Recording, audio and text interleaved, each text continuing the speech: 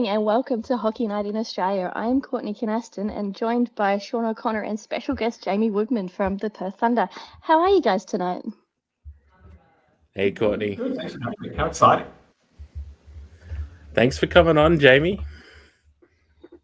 It's a treat to have you, Jamie. Perth's currently sitting top of the table and doing really well. So really looking forward to having your insights on just how the season's going so far. And obviously there's a lot of changes, a lot of things happening and shifting on the East Coast in particular. So we are looking forward to seeing just how you're noticing that in the league overall and the teams you've played so far. As in kind of like how the league's gone or this year? Sorry to say again. Yeah. Just in the first, the first few rounds, you've played Newcastle, you've faced Melbourne Ice. How is everything going so far?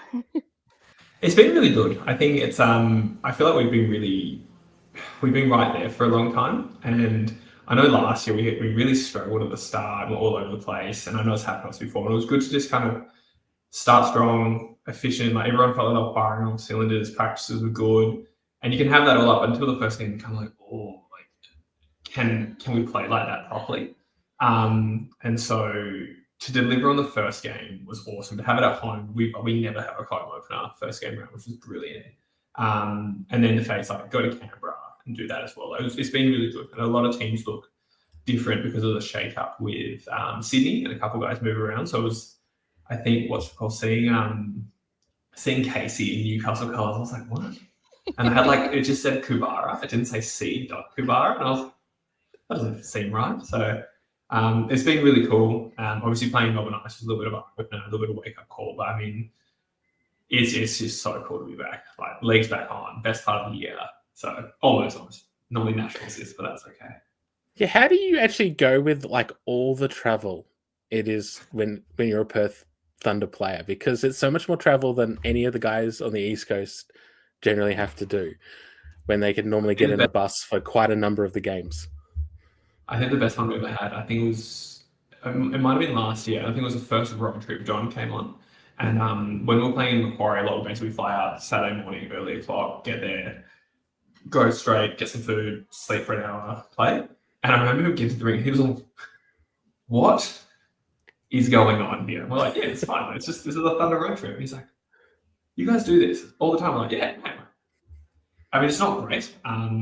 It's been better this year. We've had more opportunity to kind of do the night before and everything, but it is hard. Then you miss work and everything like that. So I've grown up with it. So it's part of the game. You just kind of buckle up, bear down. But it's when I was younger, I think I was like, it's fine. I'll just figure it out.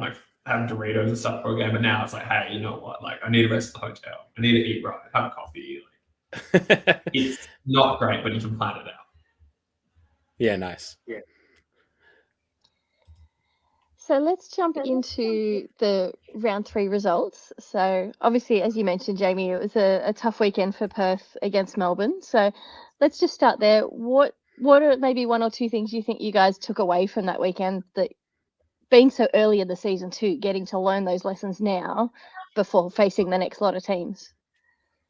I think for us, we never expected to go through and win 28 games in a row. That'd be amazing, but it had to happen at some point. I think some people were kind of starting to expect it with 4 wins from 4 games. It's like, all right, here they are on for a hero season. Yeah, they will never lose again. I think Sunday was probably the best example for us. It was you need to be prepared to play and need to be prepared to play to what we expect. We kind of had a few changes and we're we're missing a couple of Australian guys. We've got to do this system. And we didn't. We just screwed around, for lack of better terminology. And it kind of bit us. We guys weren't doing the roles they were supposed to do. People weren't playing how they meant to play. And when you're losing that and other guys are, that mishmash is going to really cost you. So I think it was a good wake-up call early in the season where it's game 5 and 6 to be hey, if we don't play good, we are not going to win. This isn't easy. This league is too good nowadays. Imagine not having your regular goaltender really changes up how the team flow works. Yes and no. I think we're pretty lucky. Like, we have Dylan in there, and he's phenomenal. Like, look at the Saturday game. Like, in reality, that is a 1-goal game. Like, they got one freakish pass off 3 gates out of the corner. Like, that's never going to happen. One where like someone threw a stick. Like, that's not going to happen. And then it was one really good 2-on-1 goal. Like, so 1-goal game with Dylan there. I thought it was great. Sunday was just it's Well, Jamie, you weren't the only team where that occurred. So, sorry. You weren't the only team last weekend where the Sunday game was a bit of a blowout. Yeah, look, the other Melbourne team had a great weekend, splitting between Erina and Newcastle. And as we're saying, like, I think Newcastle felt that pinch a bit. Very, very short benched. We had a few players called up from our East Coast League, and look, scored. Yes, how good Yeah. was it? We loved it. Yeah. It was that the crowd was very loud that night. Everyone very happy for him. I love that he was literally added to the roster like the day before the game and then just scores a goal. It was the very first thing I noticed. I went, yes. Strongest, fiercest guy in the AIHL. Good for him.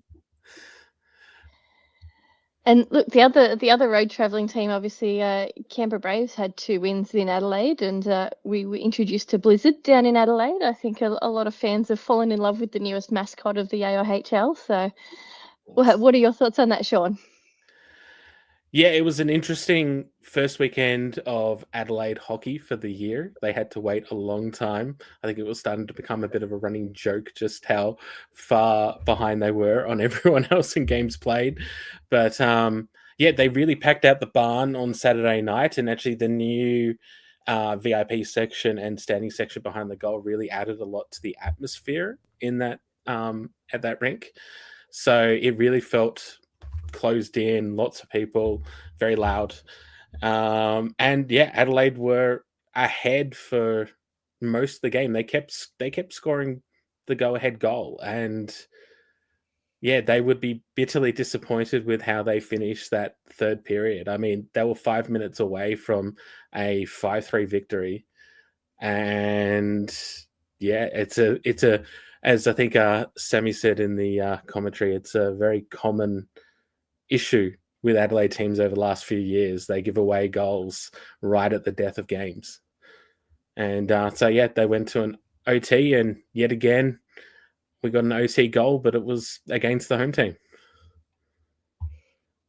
I do have to say, I was very impressed with, I think it's Karnic, the new Croatian guy, and McNally. They were really clicking together. And Nice. Matt Wombat Harvey was out of retirement yet again. His John Farnham tour continues, and scored a goal. And what a goal it was too on Sunday. Yeah, see, age is just a number, right? It caught me by surprise, that one, actually. I was watching that game, and before I switched over to the Perth one, and yeah, I saw Harvey on the back of his shirt. It took me a second to realise that they've obviously called him up while they're down a few players. So, look, good on him, getting a few extra games. Well, strangely enough, they have another Harvey on the roster this year, Noah Harvey. He's a 17-year-old junior who's waiting to play his first game. My understanding is that he can't play yet because every single player at the Brave need to have a working with minors card before he can actually play a game, and that includes all the imports. So yeah, just has to wait a little bit of time before he'll be able to hit the ice, but hopefully we get to see him later this season. Yeah, we actually had that up in Newcastle as well with a couple of our juniors, but yeah, luckily our guys got it together, and they were playing on the weekend. So it's good to see the young kids coming up into the league a bit more and being a little bit more noticed. So yeah, the next generation, they've got to get the experience somewhere, right? Yeah, that's right. And Jamie, how is like the local like Perth leagues for producing youngsters that can then be promoted up to the Thunder? It's all right. It's tough. It's tough in Perth. Like our top league is called the Premier League, and like during COVID, it was incredible because it was all Thunder guys, and there's a lot of mixing with the local talent. So there was quite a lot of good development then. I think now with all the Thunder guys, you kind of get pulled out, and we have train-ons as well who don't play it. They'll just train with us, trying to like upskill and everything. It's good, but I've actually been talking to a couple guys, and and there's like ideas about kind of doing like a development team, or like we used to have the AIHL teams as well. Yeah, where a lot of those guys can all play together and develop. We're really lucky. We've got some insane talent coming through, but like you want to make that like a sustainable process, not just like, oh, we have a lucky kid coming through. But yeah, true. Yeah, no, that's cool. And yeah, Courtney in Newcastle, it always seems to be a pretty good train of talent that comes through at Newcastle. Yeah, we're very lucky with our club, that ranging from our under 11s right up to the East Coast team and our under 17s, and they have a really distinct pathway and nice clear pathway to move up those age groups and into the AIHL. So we've been lucky with some great coaches, some great players that played in the AIHL 10, 15 years ago that have stayed and are now coaching.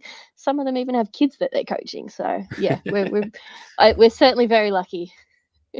Yeah, nice. Just need to keep those imports sustain, get them localized. Yeah, exactly.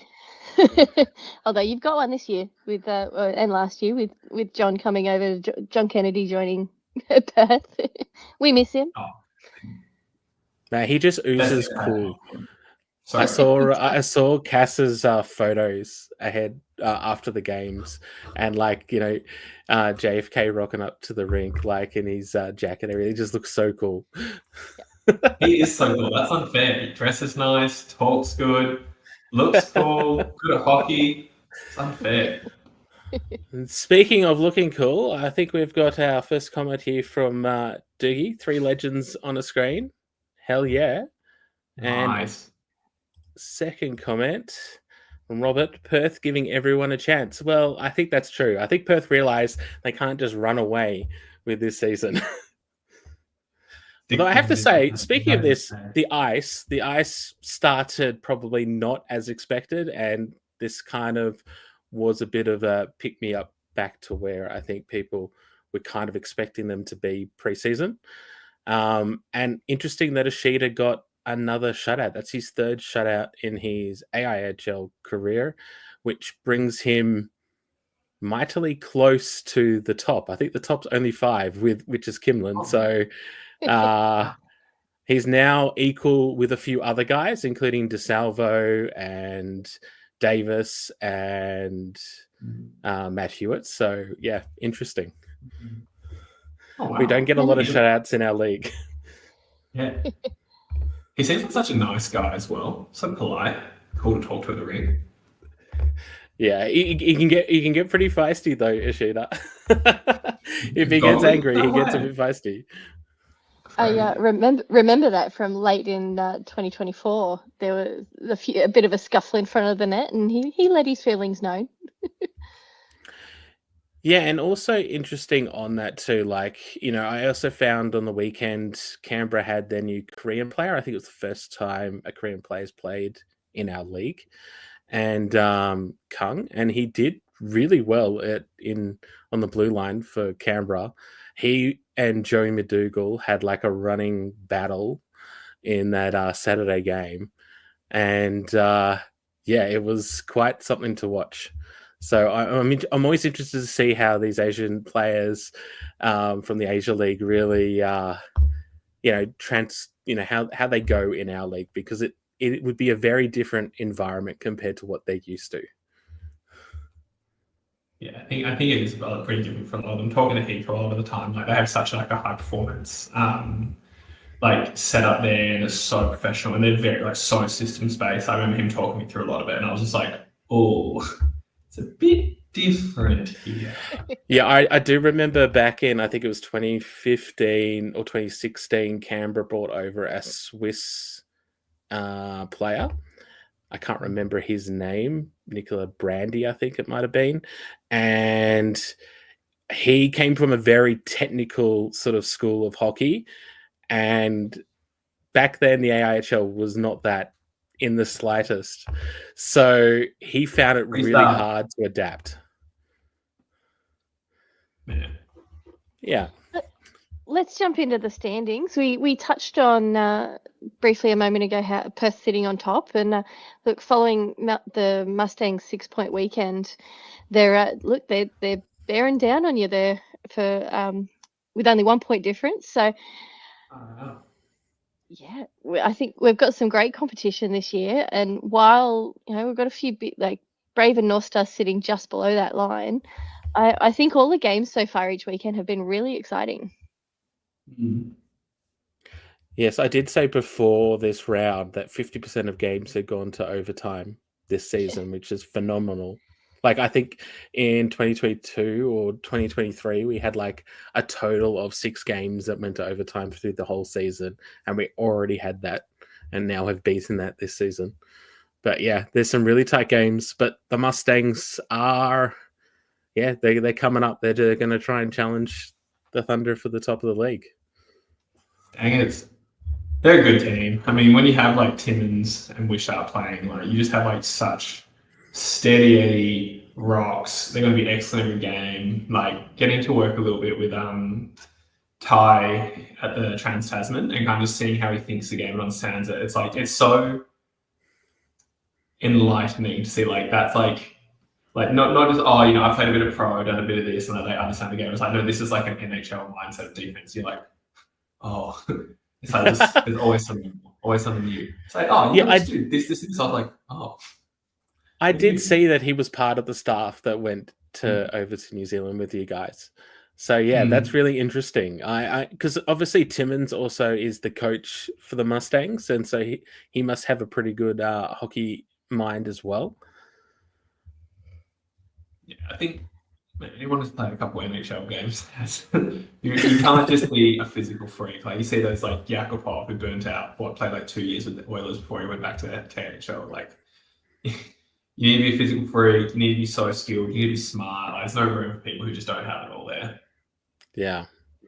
One thing that stood out about Timmins on the weekend too against Newcastle was, over the 2 games, scoring 2 goals and 7 assists. He's very much a playmaker. He's not running up the ice and trying to be the hero. He's working within his lines and his team, and you can just almost watch him methodically look for who he's going to pass to. And it's different when you're watching on a stream and you can see from a different vantage point. But yeah, he's actually quite phenomenal and fun to watch and just see how it works. Yes, I think when it came to the scoring leaders at the moment, I think most of them tend to be big assisters rather than goal scorers at the moment. So if I'll quickly bring it up. So these are the current scoring leaders that we have. So obviously Timmins and McNally. McNally's another one who is getting a lot of assists rather than scoring a lot of goals. He was 2 goals and 4 assists for the weekend, so they're very much heavy on the assists. Yeah, and Wishart and Barrard are the same. The only exception to this is Hikasaka, who's very much a goal scorer. He is a lot of fun to watch. He was in Canberra. You guys were in Canberra a couple of weekends ago, and it was a lot of fun to see Hikasaka really hit it up, especially on that Sunday. I think he's got like 4 goals on the Sunday to follow up the 5 that he scored in one game the weekend before to start the season. So, yeah, very much. How he shoots a puck is just like it's shocking. Sucks going against him at practice. But yeah, big loss though to lose Barrard. Obviously, he's gone home. Is that right?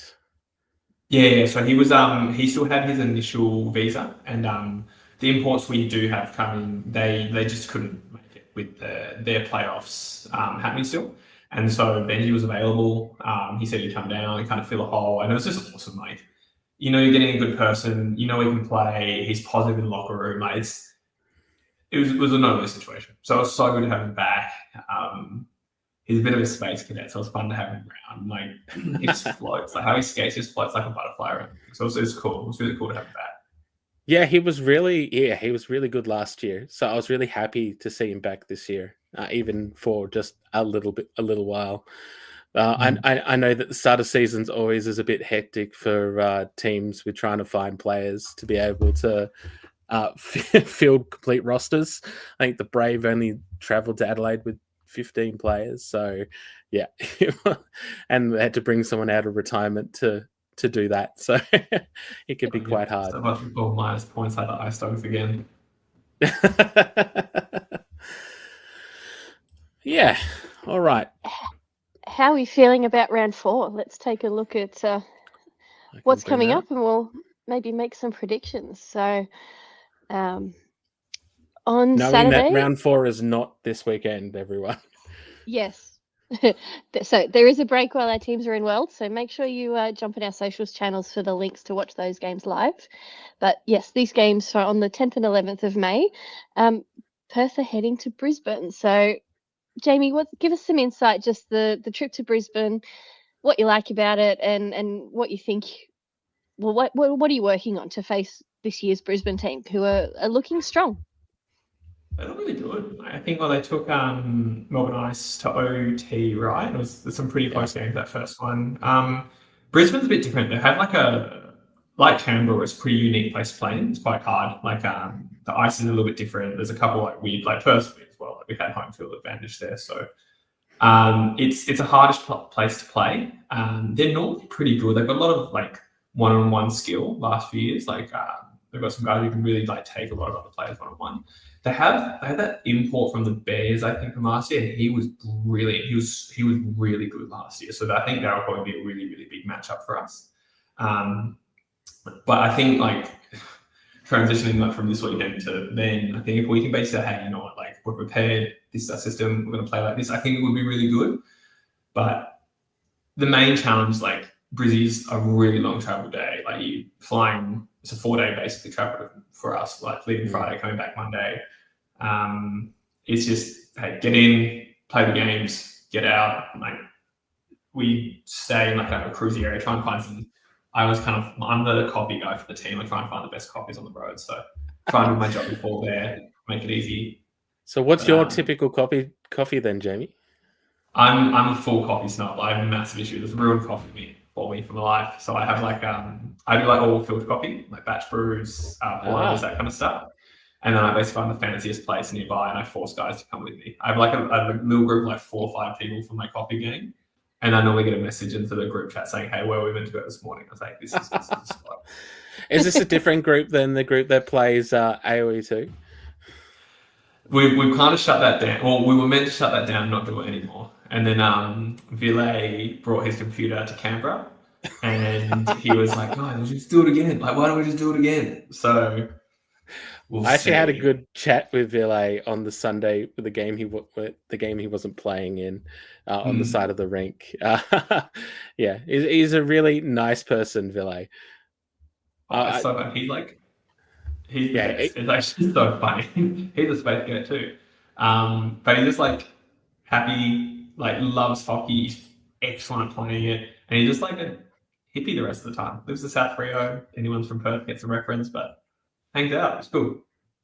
Nice. And with the rest of the weekend, so Newcastle split their weekend.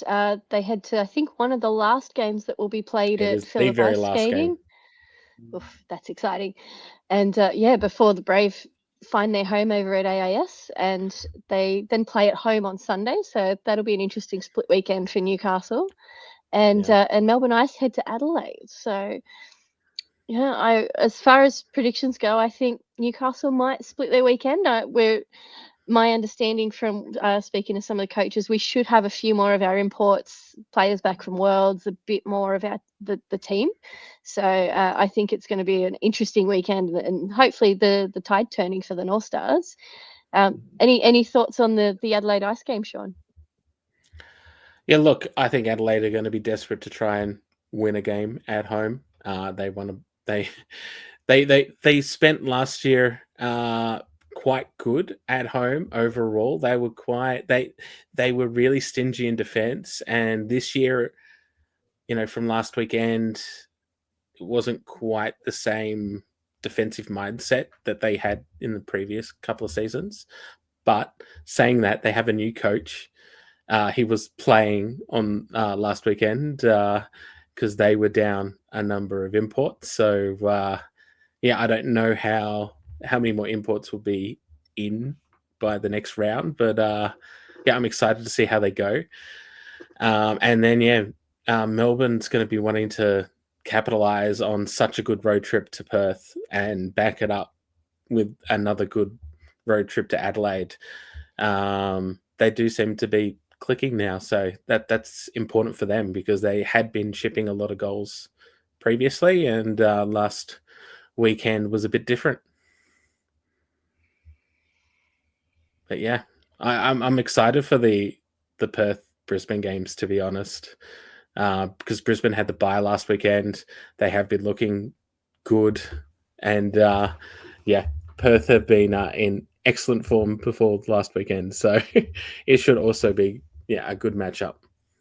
I think it would be cool. There's probably next, like, not obviously this weekend, but like next 2 weekends of games.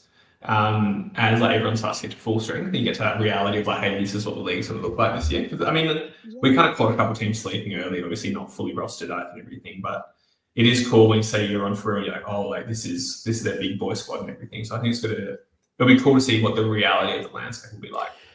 Yeah, and I think there's no better understanding to that to like Canberra last year, because it took Canberra a long time to get a full roster of imports last year.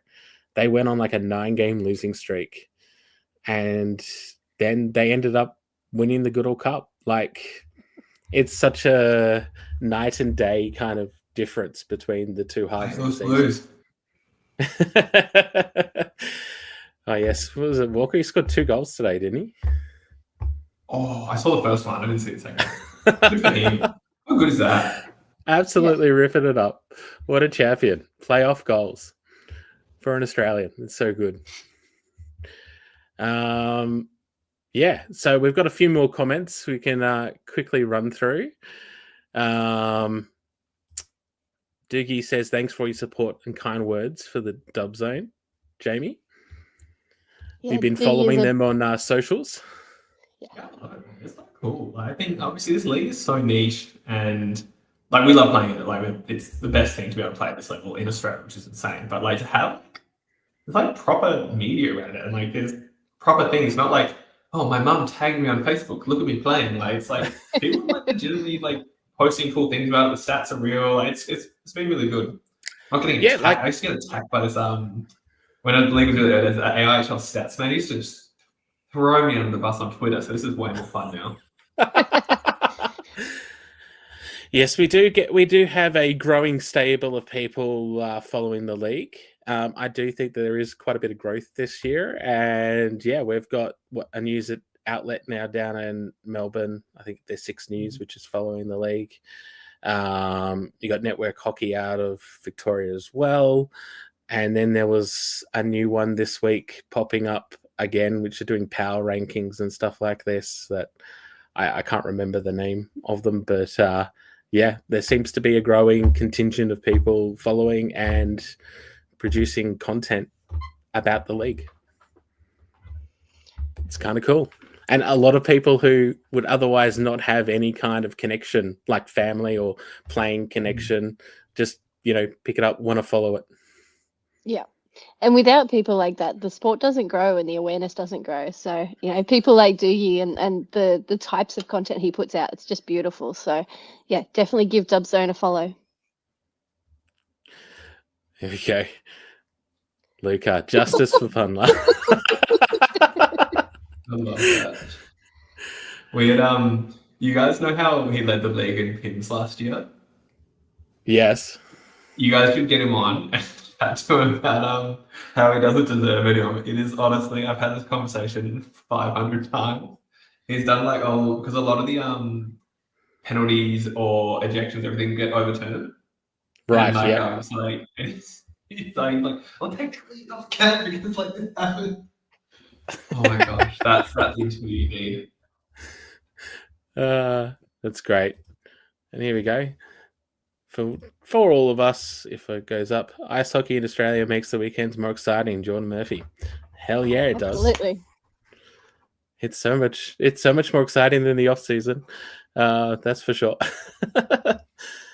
All right. So shall we move on to our wacky little predictions? Yeah, so absolutely. If I'm going to bring this up, I'm going to try something. I haven't tried this so far when we've got, got this going live, so excuse me. So the first one is going to be biggest good surprise.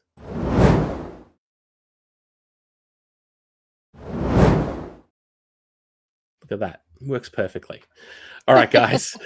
So this is just what's one kind of weird or wacky thing, a surprise that you wouldn't normally expect to see that will happen next round in round 4. Whoa. Courtney? I'm going to go with Adrenaline getting 2 wins at home against a very solid Melbourne Ice. Slightly unexpected, but I think they could do it. They were such close games against the Brave, and they played so well that I think they can step up and they can do it. Yeah, they just got to close out those games. Jamie, what about you? What are you thinking? Oh, the pressure. It can be something funny. It doesn't have to be anything in particular. I'm just trying to think of like an insane one. Oh, no, I got one. I get just because I love a couple of the Adelaide guys. I think it's an absolute heroes on that team. I got Steve Best scoring goal 1-1. 1 goal each game next weekend. I can see it. Nice. He deserves it. So good looking. And mine is going to be a pretty wild one. I'm going to predict Charlie Smart to score the winning shootout goal against the Brave. I think that would be amazing. A goalie just scoring the winning goal. It would go wild. He's actually got some moves. Me and him might do a lot of training in the summer. Some of the stuff he can pull off. Like, he could Zorro it up, make it look cool. I can believe it. Yeah, nice. So we're calling a close game, an empty net, and Charlie hitting it from his goal line. Are we going for a goalie goal from the line? Yeah, I like this it. This is good. He's so powerful. All right, the next one is this.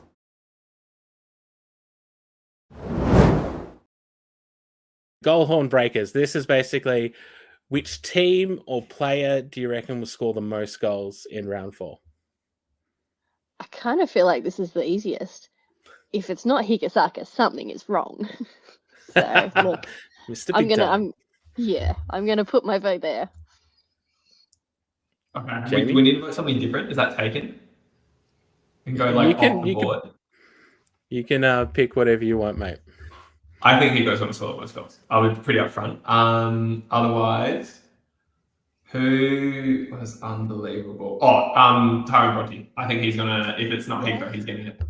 Yeah, he got Player of the Week for round 3 from Skaters Network. Really solid player. He was one of the sort of surprise sightings I had for this year. I wasn't expecting him to return. I think he plays in the same team that the Croatian guy for Canberra plays for over in Croatia. So I don't know if there was any sort of talk between the two to promote that. But yeah, that's a good call, Jamie. Yep. And mine, I was going to say Higasaka, but I'll try and pick something different now. 1 second. Let's quickly have a look at who's on for a milestone. Oh, look. I mean, Daj is close, so I'm going to say Daj. If he scores 2 goals, he hits a milestone in round 4 for 200 goals. Yeah, absolutely massive. Wahib for the win. There you go. How many goals do you have, Jamie? Like 10? I don't know. Maybe like 12? 200? Are you kidding? I remember like when I first played with him, when he was still in Adelaide, and I was just like, what? Because this guy, I don't know, I swear, sorry. He was just like impossible. Like, you can't hit him, you can't check him. Like, he was doing that like offensive stick lift before that was like popular, and I was like, is he allowed to do that? Yes, he's definitely had some very high scoring seasons, and yeah, he's coming into form for Newcastle. So yeah, good times.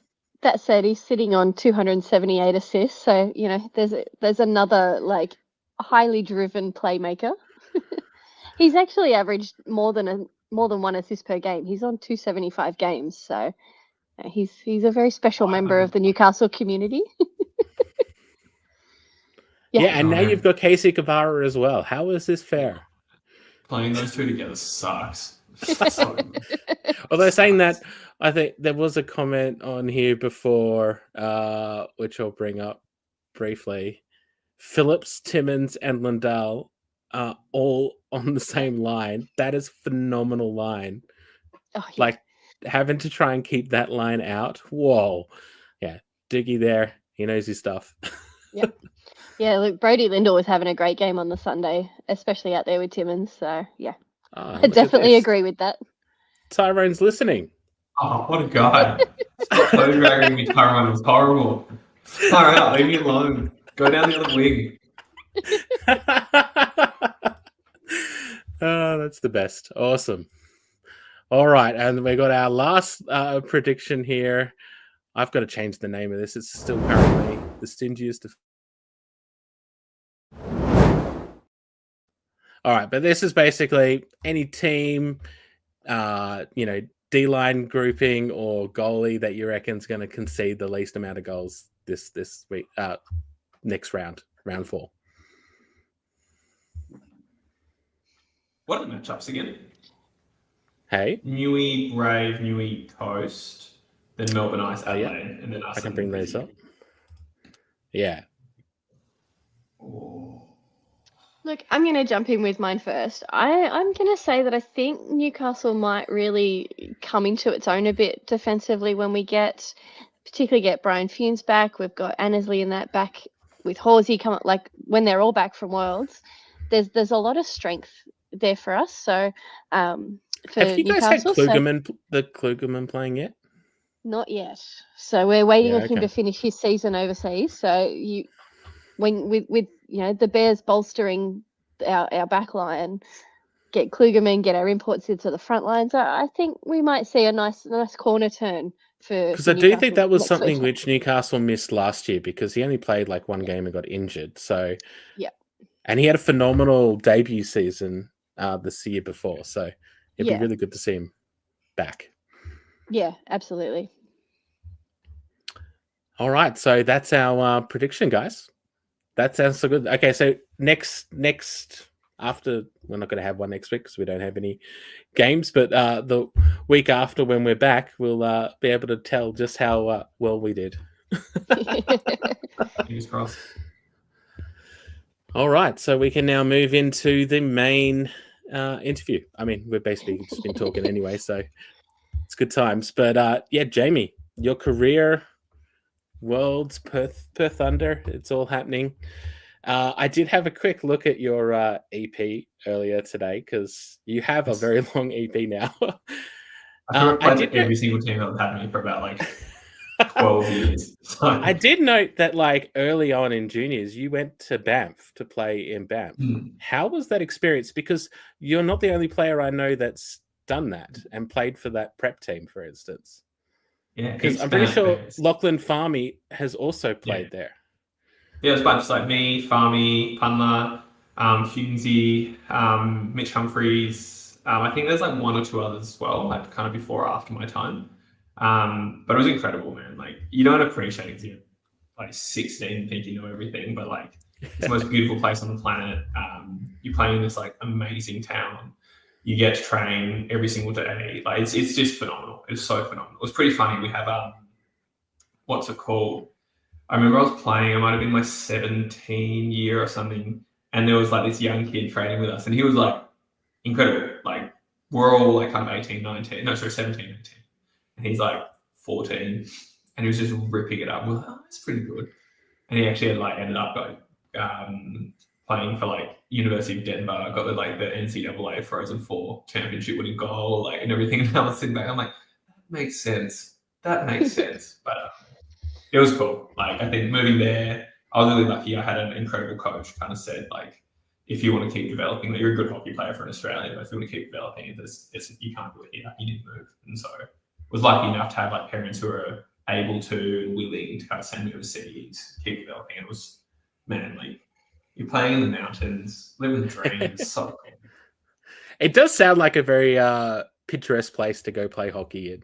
Like there's a lot of places which you can go play hockey in the world, which just don't compare to Bev when it comes You can do to worse. Siri. You can do a lot worse. But yeah, I have noticed a lot of our youngsters now are playing overseas at junior level to develop. I think it's don't just know if hard, that was like, always the case, but I think it's definitely seems to be something coming on. I think you probably look at most national teams, like most guys have played away. And it's like, there just isn't like a high performance pipeline for junior yet. Like, and it's feasible, like it's a niche sport. It's not some ungodly amount of money where you're having like a national team program where everyone lives somewhere. Like it's, if you're young, you probably do need developers, which isn't fair. Like it costs a lot more money. It's really difficult. There's still opportunity here where you can develop really well, but you need access to ice time, coaching, and everything like that. And you need peers who are willing to go like what is it? Iron sharpens iron, or whatever it's called. But I think a lot of players go overseas. I think like one really notable one, they never went overseas, but they're like unbelievable. If you look at Jamie Burr, like didn't really play overseas very much, but he's like insane. Like he just knows the game, reads like the ice so well. But it's tough. Like obviously, if we had something here, it would be so much more important. The Australian teams would develop so much further because you'd have so much access to like elite local talent. But like, it's just if you want to be that top player in the AIHL, you probably have to play overseas. And that's probably a lot to do with the fact that we don't have the facilities to be able to have, dual sheets all over the place. So therefore you can run your, general admission skating and then have another sheet of ice for people to be able to train on like all time during the day. Yeah, it's hard. Like we have it in Perth, we have like a ring at Coburn and they've got a twin sheet and like there's public skating and figure skating section and then a hockey side. Yeah. And still like that is literally completely booked. Like you literally cannot get ice time on that because it's like the demand is there and there's just its facilities is our main limiting factor. Is that where JFK is coaching or running? Yeah. Like it's like 10 minutes from my house and play on the line and it's like 40 minutes away. Stitcher. Because I'm pretty sure the Inferno play at Cockburn. Yeah. But I don't think their facility, like their actual hockey side, is very large for spectators or anything like this. Yeah, so I'm not 100% sure on the capacity. It's not as big. Like PIA has a pretty elite setup. It's got like the stands at the top and you can stand around in the bar. It's pretty elite setup. Speaking of travel, we'd love your just insights on Worlds, Jamie. So our guys are over there now. They're playing. They've had a huge week of travel, 2 games down so far, and I think they'll play another one tomorrow.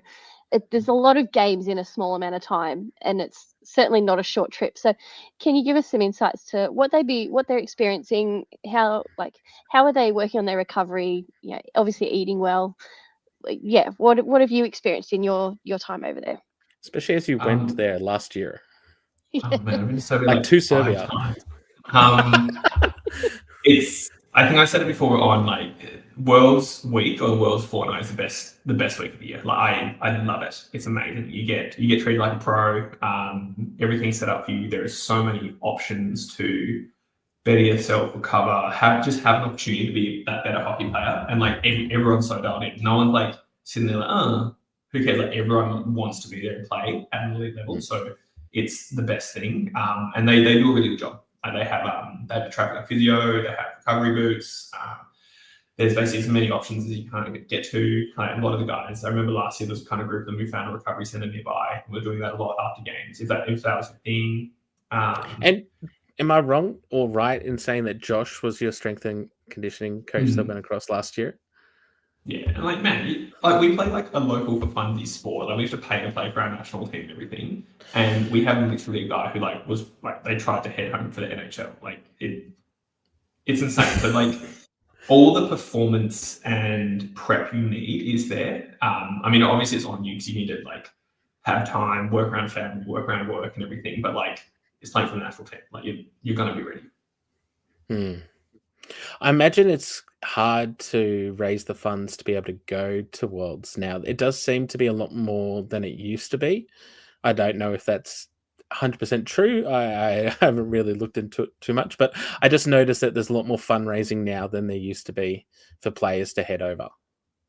Yeah, I think because it used to be subsidised a lot more heavily. and it's not as much anymore. Just kind of think we kind of spread the whole funding across everyone a little bit better, which is, I think, is more important. Like, you need to have good all national teams. You can't just pick one. And then with the ASF, which one it is, they've made it very feasible. You can do like the tax deductible donations as well. So yeah, it's becoming more money. It's harder. It's just if we were just pro hockey players, it'd be all amazing. But like, you have to say, hey, work. I'm not going to work for 2.5 weeks. I have to pay all this money up front. I need to do this, and that. It is really difficult. But like, no one is sitting there being like, oh, woe is me, I need to play in the Australian team. It's the best thing. So it makes it worth all of that struggle to do it. But it is a challenge. And I think a lot of people kind of do believe in us, and like, people do put money forward and everything to help, because they're like, hey, these guys are literally doing everything they possibly can to get there. But I think like, they've been doing a really good job. A lot of the guys are doing a great job raising funds for themselves, which is so important to do that. Look, speaking of, I'm just going to throw in for those watching, jump on our socials after this. There'll be links in our stories to support the guys, so you can go through support players from your favourite teams. And just so we can just help them over there. Even though they're already there, those funds they're raising will help even when they get home. So, like as Jamie said, they're not working in that window of time. So anything we can do to support our team, I think it's great. Yeah, I've always found that, like, with that, players in our league overall, because everyone has their own job. The league doesn't pay anything. You do have a lot of time you'd have to be taking off from work over the season. And if you're called up to the national team, that's even a larger chunk again. How do you manage? I don't know how you manage that, Jamie. I started my own business, so I'm the boss, so I can kind of say, hey, I'm going on leave. But most guys are just really organised, and they say, like, you have to be like really upfront. But hey, I play this sport; it's going to soak up a lot of my time. I'm going to be away for these dates, and like, you just need to let them know as soon as it happens. I think a really good example is Tyler Kavara. Like, he's a paramedic, and he's basically like, at the start of the season, like, hey, these are all my away weekends. This is going to happen. I'll swap shifts with this person. I'll do this. I'll make blah blah blah. Like, he's someone who works so hard to be on the national team, and he deserves to be there every year. So I think it's very difficult, but people make it work. I thought one just funny story before we jumped into it. We had remember last year, like, we played and we were like talking to some of the Croatian guys after the tournament, and one of them was there. He's like, so you guys have jobs? We're like, yeah. It's like, so you guys don't just play hockey? We're like, no, like, I'm Cara, he's a teacher, does this, does that, and they're like, oh, but you're still on the ice every day and you get paid money. We're like, no, we don't get any of that. And he's like, oh, you guys are pretty good. We're like, yeah. And he's like, you play this. Like, cool. He was like, he couldn't get it. Comprehend. Like, yeah. That's not hockey players. Crazy. That's a great story. Yeah. And do you have anything else, Courtney? Yeah, I actually just wanted to ask Jamie, what would you be like your favorite thing about playing for the Worlds? Like, obviously, you're representing your country, and like, what's something that stands out that just won't ever leave you that you've experienced in being part of that team? Man, scoring for Australia, it's like, I don't score a lot of goals, but like, scoring for Australia is insane. Like, it's literally the pinnacle of what a lot of us will ever play. And scoring for Australia in a big moment is brilliant. I remember we had it once. My first ever goal for Australia, we're playing in Romania, and we're on the power play, and it was like Tommy Powell. But I looked up Tommy Powell for a long time, and he like passed in, passed back. And I was like, no, I just need to get it on net, see what happened. And I was like sitting there, I was like, it went in. I was like, didn't even do anything. I just sat there. Oh my god! And it was, yeah, it's just incredible. Like, scoring for Australia is so special. Just being is special. Like, it doesn't matter if you score, but I did notice just how happy Ethan Hawes was scoring his first goal last night for the national team at Worlds. Like, he went off with like a massive celebration. He's a typical celebration, as Courtney tells me. Yeah, I recognized his celebration before I recognized it was him. How you recognize players on the ice is pretty switched on. Normally it's their skate style, but yeah, no, that was nice to watch it and watch it live. So look, speaking of that, for fans watching us live right now, the next Worlds game will be tomorrow night at 8:30 p.m. The live stream links will be on our socials channels, so feel free to jump in. Any final thoughts, guys? On Worlds? I can a couple games. That'd be huge. Here's the schedule for Worlds, by the way. So yeah, so we've lost to Serbia and we lost to Belgium. Both seem to be very good teams this year. Got the Netherlands next. The Netherlands, we were talking prior to going live. They're a very good team, the Netherlands. And they've shown that so far. I think they won their first game 5-0 and they won last night against Israel 5-2 or 6-2. So yeah, they're very switched on. I remember we played Netherlands in Netherlands when we were playing in Tilburg, their super team, and they just pummeled every single team that year. Like they just beat them. And we were the final game, we got a medal game. And I think it was still 0-0, maybe like 6-7 minutes in, and we were playing. They were still more dominant, but we were playing with them. We're like, guys, we might be able to play with these guys.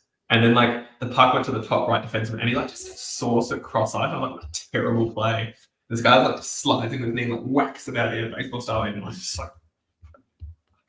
And I went to the bench, and I think Matty Wormel was like the D coach there, not the head coach. And I looked at him, and I was like, man, I don't know what you want me to do. He's like, you can't win in that situation. Bit of an eye opener. Hopefully that doesn't happen again. Yes, hopefully not. Hopefully we can secure our first the win of the tournament. We will see. And then we finish with the UAE and Israel. So we've literally got like 4 games in 4 days, which is kind of craziness. And then we have a couple of days off before the final game. It does seem to be a very grueling schedule, especially as the players didn't have the normal week to kind of acclimatize in Italy at the AIS. I literally kind of off the plane straight into action, which is going to be tough, I think. I don't know how tough, but they're certainly playing well. Particularly last night's game, Australia, it was 0-0 at the end of the first. Horsey scored the first goal in the second, and it took time for that momentum shift before Belgium did get a couple of goals at the end of the game, but it was very late. So I think Australia's actually doing really well. Yeah, and I think we're definitely improved in their second game from the first game, and hopefully that continues through the tournament. It'll be good to see the boys do well. Speaking of this, here we go. Danielle King. That time you nearly got run over by a Zamboni in a post-game interview. What is this, Jamie? Man, I had I don't know if it was I think it was the pre-COVID time we're playing in Belgrade, and we're sitting there, and I remember something happening, and it was like a horrific call. It was like one of those ones like we get buried from behind, and we got like a tripping penalty, and I was just literally like, "You need to explain this to me." Like, I'm not even gonna have a go. Like, you need to explain this to me. And like, guys kind of looking at me, but like looking behind me at the same time. And I'm like, hey, pay attention to me. And he like grabs me and like pulls me to the side. So they have like an electric Zamboni, so it's silent. And the guy apparently was just like, the driver was just like hammered, and he was reversing it out in the middle of the ice and almost ran me over with it. And I was just sitting there, and I just got back to the room, so I was like angry about the call, shocked with this, and I was just like, what'd you say? I didn't know, just stressed. Man, it's just stuff of nightmares. Oh, what great stories. Yeah. See what happens in Worlds, man. It's something else. Have you been enjoying It was pretty funny. We had Jordy Kairos, who's played a lot for the national team, but I feel like I played in Serbia a lot, but he's never played there. And so the whole time I was, oh man, this sucks, and it's like this, the rink's bad. And then we got there, and they fully renovated the rink. The city was beautiful. There was stunning restaurants, all these things. So he's sitting there, he's like, man, what were you talking about? And I was like, I don't know. It was bad 5 years ago. Yes, well, I mean, I think everyone was a little bit disappointed that Worlds wasn't in Melbourne. as originally announced. So it's definitely been different again, having it over in Serbia at odd hours of the night. But we've got a couple. Been so cool. It will, and hopefully it still happens, right? Like, it would be really such a fantastic experience having Worlds here, because I didn't see Worlds in Melbourne when it was there, 2011, I think it was. So yeah, it would be something else. Just before I retire, that's all I want, please. You got another fan here, Jamie. Hi, Kabara. What's up? PK. Yes. We're just pumping your tires, Tyler. Saying you're a superstar paramedic. And yeah, Doogie is right. Tomorrow, 8:30 p.m. So we are coming into a couple of good times. So 2 games at 8:30 p.m., which is great. And then the final game, I think, is at midnight again on next Tuesday. So yeah, everybody you can watch along. It's on YouTube. It's free. It's fantastic. Cheer on the Aussies. I did love how much the core contingent of Aussie fans went wild for Ethan's goal last night. Yeah, the big golden kangaroo that they held up, that was great. Yeah. And Jamie, how have you? What do you think about like this whole reviving the Trans-Tasman series against New Zealand? Because it does give more players an opportunity to play for Australia and to play both on home ice as well as over the ditch. It's massive. Like, I think more players playing, all that kind of stuff. Like, you look at Daniel Chen, like, he was kind of like a call up for Trans-Tasman, and they were like, holy, this guy can play. And so, like, now he's playing incredible over there. He's I think so that's a huge quick. one. I can't get over how quick he is. He's like, not only he's skilled, he's fast, he's fit, but he's like, he just works like a dog. Like, I remember him on the PK a long time ago, and I was like, I would hate to play against you like that. He's just like so tenacious. But I think the biggest thing that it really does for us, like, a lot of these guys are all coming from their regular season playoffs. They're like, oh, cool, then I'll join my national team. They're so fit, and they're just ready. They're in so much game shape. And we have like a whole off season where like skating like 2 mates or like a couple of those 2 guys, and it doesn't simulate. I've always found it interesting just how much, like the timing of Worlds to our season means that most players are coming off not a lot of ice time or game, just game readiness. So it's the Trans-Tasman's huge for that. Like, I think it's very impressive what they've all worked to kind of build, because I think it's good for Australia, it's good for New Zealand. Like, it's so competitive. Like, this year was a little bit different, because I know in Melbourne it was like an absolute dogfight. It was awesome. This year was a little bit different, but I'm sure they were kind of missing a couple of players. But I think doing that is only going to improve both teams at the international level. Yeah, I agree. And I think, New Zealand, they're also playing their Worlds group at the moment. They won last night against Thailand. And there's a few, or at least a couple of AIHL players on that team, including Jacob Carney. Really good for both teams, I think. I think it's a good initiative. I know that they were originally thinking about possibly bringing back sort of a Trans-Tasman between the AI and the NZIHL, and then they decided to bring back the national team competition instead, and I think that's probably a better way to do it. Yes, well, Tristan doesn't agree with us. Speaking of time, Dougie, it's very different in the Cook Islands compared to Australia when it comes to timing. 8:30 will be very late over in the Cook Islands, and there you go, 2 hours before the battlers. There you go, from Andrew. Thanks, everyone. All right. So, is there any final questions, Courtney? One thing I do want to say about Perth, you've obviously had a good start, had a bit of a bump. Do you think this is the year that Perth breaks the hoodoo and lifts the cup?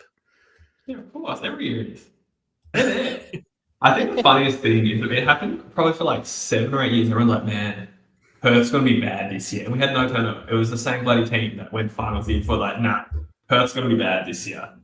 Shockingly, we're good again. Every time. So It's just been good. I think what we've built culture-wise within the team is phenomenal. And so, like, there's no longer something like, oh man, is it a skill issue or is this going to happen? Like, it's just making sure we've learned from every previous year. I think the most disappointing thing for me last year is I thought we were an excellent team, but the year before we lost because we made one bad mistake and we couldn't outscore our opponents. We're just like, you're going to make a mistake. And every other year previously that we always learn, hey, like we made mentally we weren't prepped or systems weren't ready, like whatever it was, and we accommodated to like, hey, we are now a better team than the year before. And then it was really annoying last year. I felt like, hey, we made one bad mistake, we couldn't outscore our problems. So it was like, it was really frustrating. I think that was probably like the most disappointing part. Like we had a great room, we were playing well, and it was just we couldn't build on what we'd already like we couldn't keep building, which was really upsetting. And I think Kat's got like a really moving photo of kind of that moment after the game with me and you. Yeah. But like, I feel good. Like, team's good. Webby's still a freak. Geordie's free. We've got all these guys playing absolutely incredible. Like, I saw David Couldn't got 250 games, I think, the other day on the weekend. So you guys are building up so much experience, especially in that blue line. Like, your blue line has to be one of the most, big depth blue lines in the league. Man, it's crazy. Like, you have 5-6 guys who could like feasibly play on the national team. Like, it's so unfair. Enjoy it, revel in it. 100%. Just need to get it done. Yeah, it's a similar story to the Inferno too, right? They're gonna get there. They're gonna get there. I'll coach them. I'll help them. Thank you so much for your insight and stories, Jamie. I just appreciate all your insight and stories on tonight's podcast. It's been a real treat having you here. So thank you for joining us. Thanks for having me, guys. I really appreciate it. This is awesome. Yeah, thanks for coming on, Jamie. Cool. With that, we'll sign off for another hockey night in Australia, and we will be back in 2 weeks after the May 10 and 11 round. Look forward to seeing you all then. See you all.